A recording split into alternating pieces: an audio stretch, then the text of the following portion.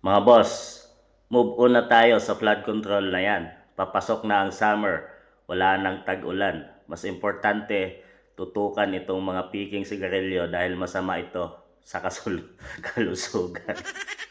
From John Vic Remulla mga boss, DILG Secretary. Ay, nako. Ito pa naman ay nagpaplanong tatakbo sa 2028 election bilang Pangulo ng ating bansang Pilipinas mga boss. Para bang sinabi ni John Vic mga boss na ah, nakautang lang tayo or nawalan lang tayo ng isang 1,000 peso. Mga boss, para sa iyong kalaman, John Vic Remulla, ang nawala po ay billions or trillions of peso mula sa flood control projects na yan. So hindi namin pwedeng kalimutan dahil pera ng taong bayan at pera ng mamamayang Pilipino yon. Para bang sinabing kinuha nyo yung pera at kalimutan na lang namin, wag na naming pansinin na yon. At sinabi mong wala nang tag-ulan, kaya wala na tayong makikitang baha. Mga boss, pang summer, dahil summer, kakalimutan daw natin ang flood control na yan at isipin lang natin muli doon sa tag-ulan. Siguro mga June or July, tag-ulan yun mga boss. At doon, lulubog na naman ang bansang Pilipinas at marami naman sa mamamayang Pilipino ang masasalanta at mahihirapan mga boss. So talagang ganito mag-isip o ganito ang mindset ng administrasyon mga boss. Pilit nilang nililihis ang investigation at pilis nilang talagang itinatago kung sino talaga ang tunay na umangkin sa pera ng taong bayan mga boss.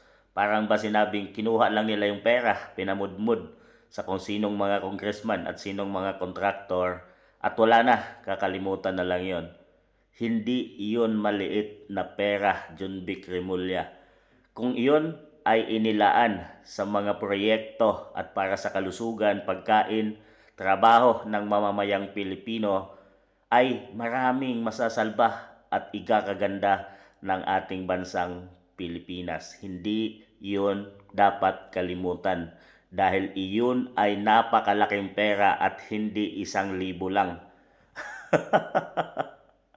At ang iyong sinasabi na mga piking sigarilyo ay hindi kawalan sa amin yan. Ay hindi yan makakain sa mamamayang Pilipino. Itong flood control projects na hindi na-dispalko at na-corrupt at hindi nadala sa mga proyekto ay magkukos or magdudulot sa kahirapan, sa kalusugan, at sa buhay ng mamamayang Pilipino. Nakita na natin yan sa Cebu City mga boss noong binaha at marami. Doon ay naanod at nawalan ng buhay, pati mga kabahayan nila mga boss at hanap buhay. So hindi pwedeng balawain sinabi mong dahil tag-init ngayon ay di natin pansinin ang flood control. Pag di natin ginawa yon mga boss ay tuluyan na itong makakalimutan at simple na lang sa kanila kunin muli ang budget ng bansang Pilipinas at dalhin uli sa flood control projects. Mga boss, ito ay tatakbo sa susunod na eleksyon. Kayo nang humusga dahil nakasalalay sa mga kamay natin ang bansang Pilipinas, ang kinabukasan ng ating bansang Pilipinas. Ano, mga boss, kayo na humusga tungkol sa sinabi niya nakalimutan na ang flood control na yan.